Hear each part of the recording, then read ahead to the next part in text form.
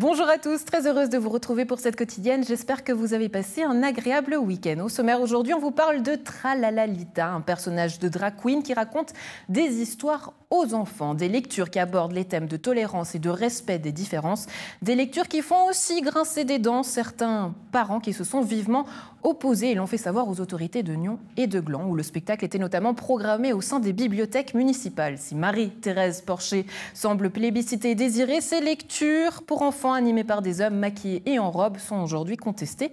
Mais alors, que révèle cette opposition? Pourquoi ce personnage suscite tant de réactions? On s'intéresse aujourd'hui dans notre première partie d'émission. Ensuite, en sport, nous recevons Raphaël Ahumada, 22 ans, le Morgien et sacré champion d'Europe d'aviron. Il nous raconte son périple. Et puis enfin, d'émission, on s'intéresse en culture à Céline Bali-Payot. La Gingénoise nous raconte ce puissant témoignage intitulé « De la Lune à la mer ». Grégory Balma, bonjour. Vous êtes journaliste pour La Côte. Avec vous, on va donc s'intéresser à ce fameux personnage de Tralalalita qui a tant fait parler dans notre région, mais pas seulement. Alors, vous avez assisté notamment au spectacle à Nyon qui a été joué à la bibliothèque. J'aimerais savoir déjà, pourquoi est-ce que de manière journalistique, vous vous êtes intéressé à ce spectacle et à ce personnage ? Parce que c'est vrai que c'est un type de lecture pour enfants qu'on n'a pas l'habitude de rencontrer dans la région. On sait aussi, on garde un petit peu les oreilles ouvertes à tout ce qui se passe, et on sait que c'est aussi des propositions qui ont fait parler en France, aux États-Unis. Enfin, il y a toutes des réflexions, des débats autour de ces propositions artistiques. Donc c'est pour ça on tenait à aller assister à ça, que c'est passé au château, je tiens à préciser, parce que c'était une princesse dans son château. Voilà, une princesse dans son château et dans son contexte. Alors c'est un spectacle qui a suscité de nombreuses réactions, comme vous l'avez dit, notamment sur les réseaux sociaux, avant même que le spectacle soit joué, notamment des parents qui étaient très indignés et en colère. Par la suite, plusieurs courriers ont été envoyés, notamment à la bibliothèque et aux autorités nyonnaises. Quelles étaient les craintes ou les reproches de ces parents ? C'est difficile. Moi, je n'ai pas forcément eu accès au courrier en tant que tel, mais disons qu'il y a une méfiance, c'est notamment qu'un personnage tel que Tralalalita, qu'une drag queen, soit présenté à des enfants assez jeunes. Il y a des craintes sur qu'est-ce que ça pourrait provoquer chez eux comme effet, est-ce que c'est un bon âge. Il y a beaucoup, en fait, beaucoup d'inquiétudes par rapport à la sexualisation aussi du personnage. Et c'est vrai que c'est peut-être ça lié à l'imagerie qu'on peut se faire d'une drag queen, qui est un type de proposition qu'on trouve plutôt dans le monde de la nuit, quoi, effectivement. Mais voilà, donc pour moi, c'était très important de se faire le cœur net et d'y aller, quoi. Alors, on va savoir ce que vous en pensez d'ici quelques instants, mais je vous propose de regarder Tralalalita en images à la bibliothèque de Gland. Voici ce que ça donne. Tralalalita,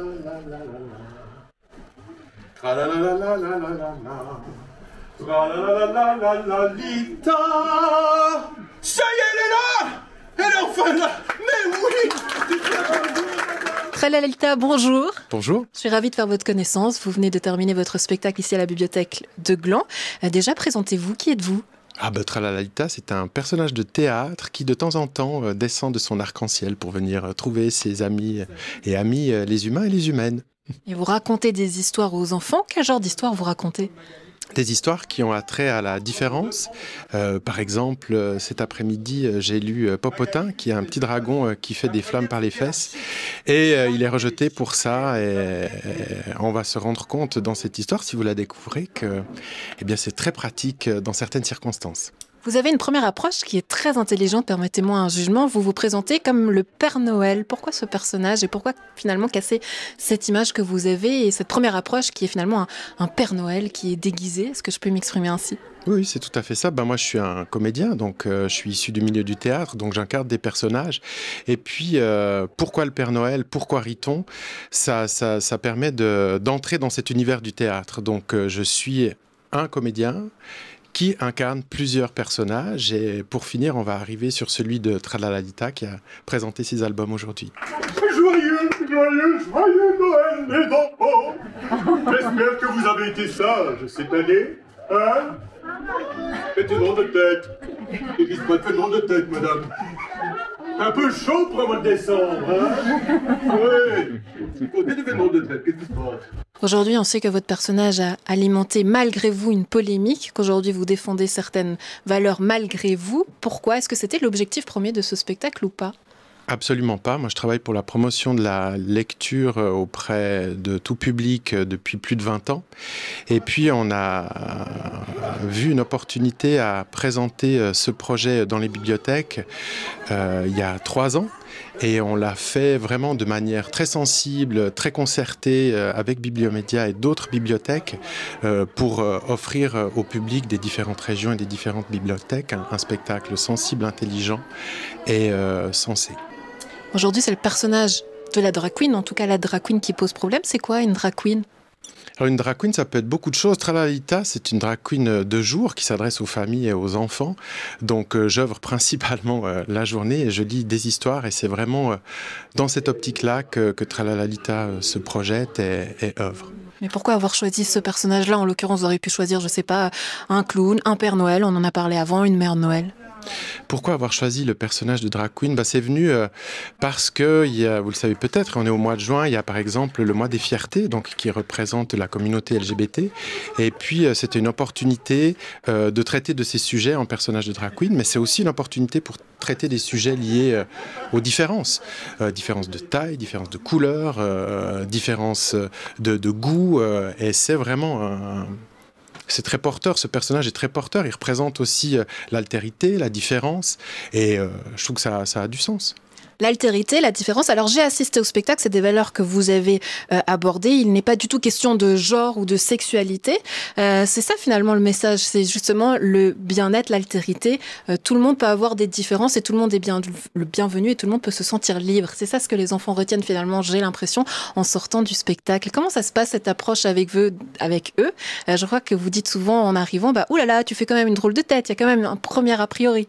Oui, c'est un personnage quand même assez renversant. Enfin, je fais quand même 2,30 m tout compris. Et effectivement, on n'a pas toujours l'habitude de voir un personnage comme celui-ci devant soi. Et j'aime bien aussi commencer le spectacle avec tous ces personnages, le Père Noël, Riton, faire différentes voix, parce que ça permet aussi de désarçonner le public, mais de voir qu'au final, Tralalita est plutôt une alliée, elle peut être multiple. Et ce qui est important pour moi, c'est de créer un lien avec le public et qu'on passe un bon moment. Et vous l'avez vu dans le spectacle, il y a beaucoup d'allers-retours avec le public et c'est ce qui me plaît dans cette action aussi. Tralalita, pas facile à dire. Oh là là. Merci beaucoup d'avoir été en notre compagnie. Merci à vous d'être venus. Voilà, un grand merci.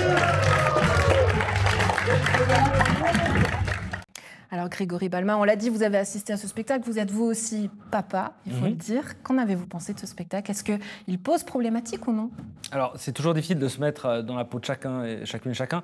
À titre personnel, moi j'ai trouvé que c'était surtout un spectacle très professionnel, fait par un comédien professionnel qui, je souligne vraiment, vous l'avez fait dans le sujet, mais c'est vrai que cette introduction où il plante différents personnages, je pense que c'est très intelligent, ça plante le décor littéralement et du coup ça nous met vraiment dans un rapport très simple, en fait, d'un personnage qui vient lire. Effectivement, pour moi, il y a cette pertinence de dire parler de différence avec un personnage comme Tralalita, c'est parfaitement cohérent et ça fait sens. Ça fait plus sens que si c'était un clown, par exemple.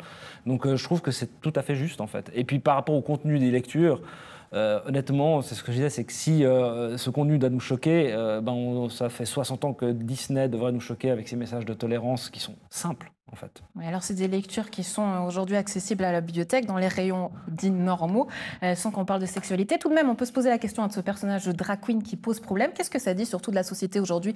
On parle de plus en plus de ces questions, mais qu'on soit finalement frileux aujourd'hui face à une drag queen. Alors ça, c'est une vaste question qui va être difficile de la trancher maintenant comme ça en peu de temps, mais disons que c'est vrai qu'en tout cas, on sent qu'il y a... entre guillemets, peut-être les fronts, le terme est un peu fort, mais en tout cas, des extrêmes, peut-être, ça se tend quand même au niveau des discussions sur le genre, sur les questionnements d'identité. Et c'est difficile, en fait, de trouver la cause. Je pense que ça devient vraiment dans le débat public. Et effectivement, là, on sent qu'il y a des... Moi, j'ai été surpris, vraiment des résistances. J'ai eu des coups de fil derrière pour mon article de personnes inquiètes, en fait. Qui disaient quoi, justement, ces personnes inquiètes ? On avait de l'inquiétude vraiment par rapport aux enfants. Comme honnêtement, si un peu c'était une démarche très politisée et qu'on allait essayer de convertir des enfants à je ne sais quoi. Enfin, c'était vraiment ça le propos. C'était des personnes très gentilles qui se faisaient sincèrement du souci. Je pense qu'il faut surtout aussi les écouter, discuter, entendre, parce qu'il ne faut surtout pas rejeter aussi ces préoccupations. Ça serait vraiment problématique et ça serait vraiment participer à ce durcissement, en fait. Je pense qu'il faut vraiment discuter, encourager les gens à venir voir aussi. Ouais, ouvrir le débat et justement oser en parler. C'est ce qu'on va en faire aujourd'hui également avec nos invités suivants. Isabelle Monet, Jeannette Weber, bonjour. Vous êtes tous deux municipales à Gland. Bonjour, on est ravis de vous avoir avec nous également. Raphaël Weisskopf, vous êtes président de l'APE Nyon et Prangin, une association pour parents. Alors évidemment, on va rappeler ici que vous ne représentez pas l'avis de tous les parents, mais que si on vous a invité, c'est parce que vous avez notamment mis sur pied une journée, notamment une séance qui questionnait cette problématique du genre. On va vous donner la parole d'ici quelques instants. Tout de même, revenons sur cette lecture qui était faite et ces lectures qui étaient faites à Gland, où il a été remarqué notamment la présence de la police. C'est quand même surprenant qu'on doive en arriver là aujourd'hui, Isabelle Monet. Bien sûr que c'est surprenant. Mais qu'est-ce que vous voulez? On essaye, au travers de la bibliothèque, de présenter un spectacle qui va vers la tolérance. Et puis, il y a des gens qui veulent censurer ça. Et c'était surtout en lien avec les menaces que Vincent David, le comédien, a reçues. Et c'était soit on annule tout, soit on se dit non, on va au bout des idées qui sont vraiment l'ouverture, la tolérance, qui sont prônées par Bibliosuisse, qui est fêtière de Bibliomédia, par la ville de Gland, par le service de la culture, par les bibliothèques, les bibliothécaires. Et voilà, il fallait protéger. Vous-même, vous avez reçu des courriers qui étaient assez virulents. Ils disaient quoi, ces courriers? Tant des courriers anonymes ou d'autres qui étaient nommés? Alors, les courriers anonymes, on ne va pas en parler parce que moi, je trouve que ce n'est pas correct d'envoyer un courrier anonyme, mais bon, ça ne m'intéresse pas autrement. Par contre, la ville de Gland a reçu des courriers. J'en ai aussi reçu. C'était un peu un courrier type qui était envoyé où là, à chaque fois, pourquoi une drag queen? Qu'est-ce que vient faire une drag queen? Et finalement, je pense que ce que vous disiez tout à l'heure, il y avait peut-être une mauvaise interprétation parce que là, c'était vraiment un comédien qui se déguisait en drag queen comme il aurait pu se déguiser, il en a parlé, en Père Noël ou tout autre personnage, qui venait parler de cette différence. Moi, ça fait maintenant... Depuis toute petite que j'entends parler de la différence, c'était d'abord par rapport aux couleurs de peau, par rapport aux langues, par rapport au pays. Et maintenant, on voit que ça a été un cran plus haut. On a eu le mariage pour tous et il y aura des différences. Avant, c'était parce que les enfants étaient peut-être de parents divorcés. Tout le monde était encore marié, puis il y avait quelques divorces. Là, maintenant, vous avez des enfants qui se retrouvent avec deux papas, avec deux mamans. Ouais. C'est quand même aujourd'hui des questions qui reviennent, mais cette affaire, j'ai l'impression, elle a été non seulement médiatisée, mais aussi politisée. On sait que l'UDC, notamment en Valais, a repris cette question, s'est fermement opposé à ce spectacle de Tralalalita. Aujourd'hui, ce qu'on reproche finalement à ce spectacle, c'est de faire du militantisme. Est-ce que la bibliothèque de Gland a fait du militantisme en proposant ce spectacle? Alors, je suis persuadée que non. Elle a juste joué son rôle d'ouverture, d'informer tous les publics. Et puis là, on voit bien les textes, les contes qui ont été présentés. C'est des contes qui ont une valeur littéraire, tout simplement parce qu'ils permettent de passer un message et d'expliquer comment est-ce qu'on explique certaines choses à des tout-petits. C'est comme la mort. Il y a quelques années, on parlait, la mort, non, on la cache, on n'en parle pas. Et maintenant, combien de parents disent, je veux que mes enfants sachent ce que c'est la mort. Elle fait partie de la vie. Donc on voit, il y a une évolution par rapport à tout ça. Et le livre, mais c'est un médium qui est juste magnifique. Jeannette Weber, on sait que plusieurs UAPE, tant à Nyon qu'à Gland, ont assisté à ce spectacle. On a vu des enfants qui assistaient, notamment avec des auxiliaires, des enseignantes, des pédagogues aussi, ou des parents. Mais finalement, le spectacle était libre. Comment ça a été présenté finalement aux parents et aux élèves, ou peut-être aux enfants même? Alors, donc il y a une UAP qui est allée avec plusieurs enfants. Ils ont communiqué avec les parents, ils leur ont montré les flyers, ils leur ont expliqué ce que c'était ce spectacle. Et puis, ils ont demandé aux parents de leur donner un accord, en fait, si les parents étaient d'accord. Ils ne sont pas allés comme ça avec les enfants sans les parents n'étaient pas d'accord. Et ils ont pris les enfants avec où les parents étaient d'accord. Mais je pense que toute cette problématique ou cette thématique est très sensible parce qu'elle est propre à chacun et c'est très personnel et je pense qu'il faut qu'on ait une ouverture et puis qu'on doit respecter aussi l'opinion un peu de chacun. Oui, justement, cette question de genre aujourd'hui, comment est-ce qu'elle est amenée, notamment dans les UAPE, comment est-ce qu'elle se pose et comment est-ce que ces enseignants-là, ces pédagogues-là sont accompagnés? Est-ce qu'en termes de politique, vous avez justement aujourd'hui un positionnement par rapport à ces questions? Alors, si je peux, parce que ça inclut évidemment aussi les UAP, mais l'école, j'aimerais juste vous lire. Donc, il y a la chef du département de la formation qui a envoyé à tous les établissements scolaires obligatoires et post-obligatoires en mois de décembre 2021 la décision 187. Et cette décision, elle parle de l'accompagnement des élèves trans et non-binaires dans la scolarité obligatoire et post-obligatoire.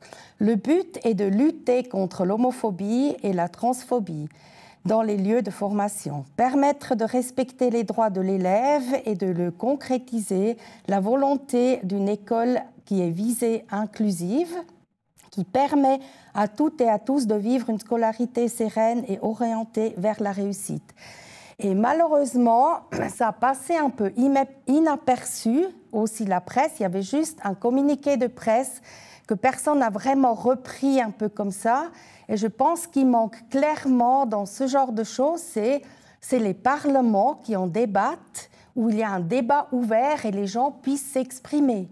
Et je pense que là, les gens, il arrive des choses comme ça. L'école, elle doit se transformer. L'école est plus simplement aujourd'hui un endroit où on apprend à lire et à écrire, mais c'est un lieu de vie où on doit enseigner. De société, justement, Raphaël Weisskopf. Est-ce que vous avez l'impression, justement, qu'aujourd'hui, les écoles, les UAPE, sont en mesure d'accompagner ce genre de questions qui sont finalement liées au genre? Est-ce que c'est vraiment que le rôle de l'école ou des UAPE? Là, je pense qu'il y a déjà une première question à se poser, parce que les parents, de manière générale, et la société en général, a tendance à reporter la responsabilité sur son prochain. Donc, je pense que ça doit être un ensemble. Ça doit être nous, en tant que parents, vous en avez parlé avant, les autorités politiques ont leur responsabilité aussi. Elles le jouent en partie en programmant différents spectacles dans les bibliothèques ou dans les salles de spectacle communales. L'école a aussi son rôle à jouer. Je sais que l'État de Vaud tient à cœur de faire avancer le sujet. Après, j'essaierai de faire une nuance, c'est que plutôt que de prôner la tolérance, si on essayait d'inverser ça en essayant de combattre l'intolérance, je pense que dans certaines approches, ce serait peut-être plus facile de se mettre ça à l'esprit. C'est vrai qu'on veut que les gens acceptent, mais on le voit dans l'extrait du spectacle, là, les petits n'ont aucun problème. Peu importe le sujet. Vous-même, en tant que papa, est-ce que vous auriez accompagné vos enfants ou peut-être est-ce que vous auriez laissé vos enfants aller à ce genre de spectacle? Alors, moi, malheureusement, mes enfants ne sont pas dans le système UAPE, donc on n'a pas reçu l'information. J'étais visiblement pas assez attentif pour voir les dates auxquelles ils jouaient à Nyon, donc mais j'y aurais été avec grand plaisir. Oui, on voit quand même que ce spectacle a suscité de nombreuses réactions, en tout cas inquiétudes, qu'on peut comprendre aussi. D'ailleurs, n'hésitez pas à la maison à commenter aussi, nous faire part de vos avis qui sont les bienvenus, évidemment. Il y a cette motion aujourd'hui qui a été faite là, notamment du côté de l'UDC, pour empêcher les structures étatiques et para-étatiques de promouvoir et de défendre des concepts de la théorie dite du genre auprès de la jeunesse et du canton. Le texte devrait arriver prochainement sur la table du Grand Conseil en septembre prochain. Quelle est votre position à Gland, Isabelle Monet? On a entendu tout à l'heure Jeannette Weber, mais est-ce qu'aujourd'hui, à Gland, est-ce qu'on est prêt à prendre position sur ces questions-là ou est-ce que c'est encore trop tôt? Bon, moi, je ne voyais pas vraiment le côté politique par rapport à ce spectacle qui était présenté. Pour moi, c'était c'était plus culturel, plus au niveau des bibliothèques qui ont un rôle à jouer et puis qui vont présenter un spectacle pour permettre à des parents, à des enfants de mieux comprendre. Maintenant, je ne sais pas si nous, les politiques, on doit mettre ça sur la table, aller jusqu'au Parlement. J'ai l'impression que les choses, elles vont se faire petit à petit. Il va falloir du temps. Ce n'est pas du jour au lendemain que tout va être changé. Mais par contre, laisser du temps. Et moi, je n'ai pas envie d'avoir un événement qui est trop politisé par rapport à ça. Aujourd'hui, c'est quand même de l'argent public. Les UAPE, c'est notre argent. Donc l'affaire est politisée quand même. Moi, je pense que c'est plus informé, quoi. Je resterai sur cette position-là. Ouais, Grégory Balma, on voit, tout le monde marche un petit peu sur des œufs. Pourquoi? Qu'est-ce que ça dit, encore une fois? On a l'impression que le débat est assez cristallisé, ça fait peur. Le sujet est très sensible. Et c'est vrai que... Alors, c'est très difficile, je trouve, d'avoir un avis très arrêté qui peut évoluer aussi d'une semaine à l'autre sur ces questions. Mais c'est vrai que Je comprends Madame Monette, parce que c'est vrai que moi, j'ai pas l'impression que c'est une proposition politique, ce que j'ai vu avec la lecture de Tralalita. Mais maintenant, ces questionnements deviennent politiques parce qu'on a, l'UDC en l'occurrence, mais d'autres partis aussi, s'emparent de ces questions. Alors, on utilise surtout souvent le terme fourre-tout, woke, wokisme, et du coup, le débat va devenir politique. Et il va falloir tous qu'on s'équipe et qu'on s'arme intellectuellement pour comprendre de quoi on parle, de comprendre à quoi on veut arriver en débattant de ces faits de société, mais il va falloir qu'on s'y prépare parce que ça va devenir un thème politique, vraiment politisé, et du coup faire attention aussi qu'on ne fasse pas effectivement une sorte de fourre-tout du terme wokisme, qu'on mette des propositions artistiques comme celle de Tralalita, dans une sorte de marmite politique, un brûlot politique. Voilà, il va falloir qu'on trie beaucoup, qu'on fasse très attention. Oui, Raphaël Weisskopf, justement, est-ce que le sujet a été discuté au sein de votre association? Est-ce que ces avis sont aussi tranchés? Je voulais rebondir là-dessus. Alors, nous, à l'APE de Nyon et Prangin, comme vous le savez, on n'a pas eu que des sujets en lien avec l'identité de genre. On a vraiment mis en place un cursus sur l'année, donc c'est 10 soirées sur l'ensemble de l'année scolaire, sur différents sujets, qui sont tous, bien sûr, publiés en ligne. Et je pense justement que ça aide à ouvrir le spectre des perspectives de toutes ces personnes qui ont peut-être une crainte par rapport à certains sujets. Et c'est de loin pas le sujet qui apporte le plus de crainte, je pense, par rapport au fait qu'une drag queen puisse aller raconter des histoires dans une bibliothèque. Pardon. Il y en a d'autres. Mais je pense qu'effectivement, la partie politique, c'est important parce que c'est quand même les politiciens qui mettent les moyens à disposition pour les salles, pour certaines subventions ou autres. Mais après, le reste, ça reste une approche citoyenne qu'on doit avoir et tout le monde doit s'y intéresser et puis avoir envie de découvrir. Mais j'imagine, Raphaël Weisskopf, que tout le monde est le bienvenu lors de vos séances. Est-ce que ces avis, justement, sur l'approche de l'identité de genre est tranché aujourd'hui dans vos associations? Est-ce que vous avez des parents qui disent oui, il faut en parler à l'école et d'autres qui disent non? Comment ça s'est créé, justement, et quels sont les avis? Alors, on n'a pas eu un retour de tout le monde non plus. On a eu, je peux le dire très clairement, des personnes qui ne voulaient pas participer à cette soirée sur ce thème-là, parce qu'elles pensaient que c'était peut-être un peu orienté. Pour ne pas la citer, c'était la fondation Agnodiste, donc qui est quand même une fondation mandatée aussi par l'État de Vaud qui est venue nous faire la présentation. Et d'autres personnes qui étaient un peu réticentes, mais une fois la soirée passée, qui effectivement ont reconnu que c'était bénéfique de pouvoir en parler, d'apprendre un peu plus sur le sujet, quand bien même on n'a pas besoin de devenir des spécialistes, mais je pense qu'on doit, en tant que parents, on est tous autour de la table, être curieux de ce qui se passe autour de nos enfants et sans aucune pensée négative, que ce soit sur... et ça me donne hyper envie en fait de le voir avec sa grande chevelure à chaque fois que je le vois à l'écran. Là, je regrette vraiment d'avoir raté ce spectacle, mais je pense qu'on doit vraiment avoir envie de découvrir plus ce qui se passe. Isabelle Monet, Jeannette Weber, Grégory Balma, Raphaël Weisskopf, merci beaucoup en tout cas d'avoir abordé la question avec nous. Excellente journée merci à vous beaucoup. Et à très bientôt. Au revoir. Merci. Et on ouvre à présent notre page de sport. On n'arrête plus Raphaël Ahumada, 22 ans. Le Morgien est sacré champion d'Europe d'aviron à la fin du mois de mai en Slovénie. Il vient à nouveau de briller avec son binôme Jan Schobel. Je vous en prie, Raphaël, venez me rejoindre sur ce plateau. On est ravis de vous avoir. On va revenir sur cette jolie étape de Coupe du Monde en Italie qui avait lieu ce week-end. Déjà, félicitations, une première victoire. Merci beaucoup. Comment ça s'est passé pour vous? Est-ce que vous avez déjà remis un peu de vos émotions? Alors ça s'est très bien passé et oui, je suis gentiment en train de digérer. Un petit jour de congé aujourd'hui, donc ouais, je peux me reposer, un peu repenser à ce week-end et puis voilà. Préparer la suite. Préparer analyser la suite. Justement, on va revenir notamment avec des images, ce sacre de champion d'Europe. Alors, il n'y a pas eu de titre national en élite depuis 2018 quand même, il faut le dire. Ça représente quoi pour vous aujourd'hui, ce sacre? Alors déjà, ça représente, je pense, un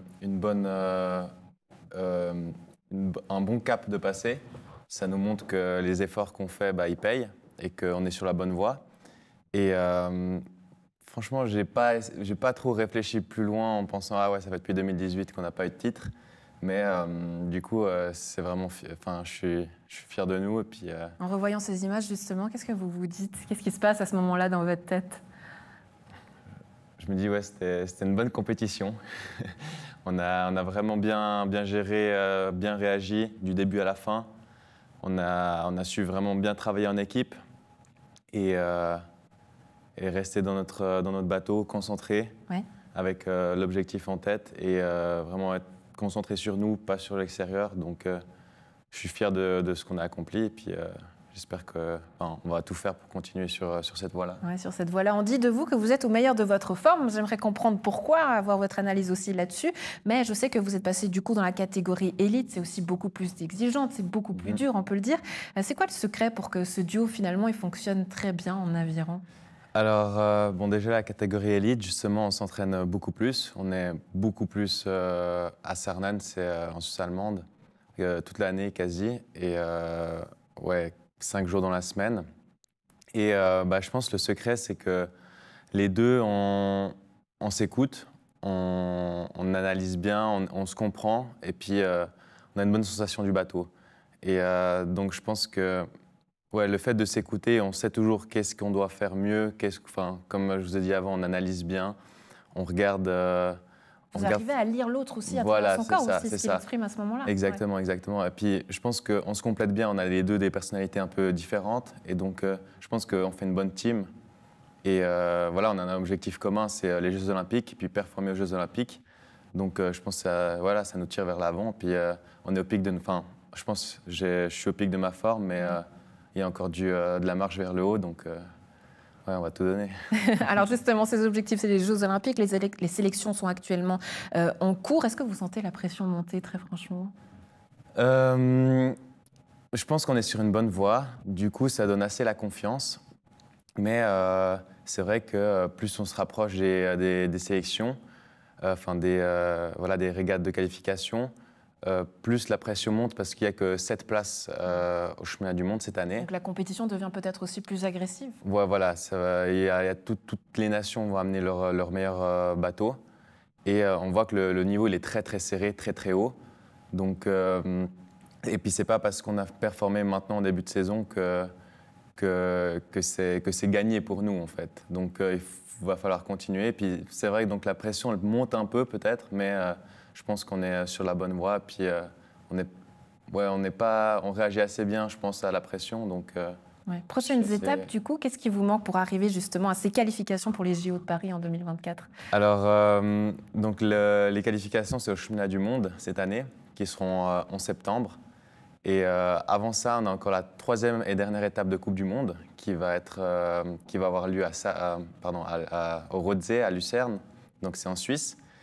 Et ensuite, justement, grosse période d'entraînement jusqu'en septembre pour aller chercher cette place de qualification. Donc on peut dire que là, sur la fin, vous avez peut-être un petit avantage vu que c'est plus proche, moins de voyage. Oui, et surtout c'est à la maison, il y a beaucoup de fans, c'est sur le Rodzé, c'est vraiment un lac magnifique. Et je pense que c'est toujours une magnifique régate pour les Suisses là-bas au Rodzé. Ouais. Raphaël Ahumada, merci beaucoup d'avoir été avec nous. On est très fiers de vous et puis on va suivre évidemment la suite de votre parcours. À très bientôt. Merci beaucoup. Au revoir. Et on termine notre émission avec notre invitée suivante, Céline Balipaillot. Je vous en prie, venez me rejoindre sur ce plateau. Vous allez nous présenter De la Lune à la mer, votre premier ouvrage, votre dernier bébé, si je puis m'exprimer ainsi. Bonjour, on est ravis de vous avoir. Vous êtes maman de 3 enfants. Là, on peut le dire, c'est le petit dernier. C'est ça, exactement. Comment il est né ce livre? Racontez-nous. Alors, on va dire que c'était l'accouchement le plus long et difficile sur tous mes enfants. Et aujourd'hui, c'est aussi un exercice difficile de parler en direct parce que voilà, je suis plutôt dans mon mode, dans ma grotte, et puis je suis plus à l'aise à écrire que parler de beaux mots. Mais en fait, tout ça pour vous dire que la vie m'a rattrapée il y a 3 ans. Et puis, j'avais plus que, comme oxygène, j'avais plus que le choix d'écrire, en fait. Je sais que c'est très thérapeutique, que ça fonctionne chez plein de gens, tout le monde le fait.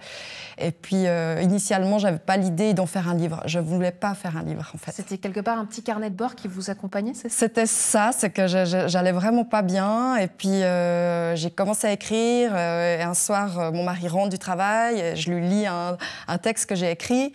Et puis, il me dit ne cesse plus jamais d'écrire, continue, quoi qu'il arrive, écris, écris, écris. Et j'ai cru qu'il rigolait parce que j'ai toujours détesté écrire des lettres formelles, j'ai horreur de ça. Quand je devais écrire une lettre à la commune, on s'engueulait parce que je n'étais pas capable d'écrire une lettre correctement. Et puis, vous me direz, c'est pas objectif parce que c'est le mari, mais vraiment, il m'a dit ne cesse plus d'écrire. Donc, du coup, j'ai plongé dans l'écriture. J'ai écrit 1500 pages et puis finalement de cela a été retenu 366 pages. Ça a été un gros travail personnel énorme. Et puis au final, je ne voulais pas l'écrire, mais j'étais sur des groupes d'écrivains amateurs et je publiais des extraits, de plus en plus de longueur. Et puis au final, tout le monde m'a dit, il y a une critique, c'est qu'il faut le publier ce livre parce qu'il fait du bien.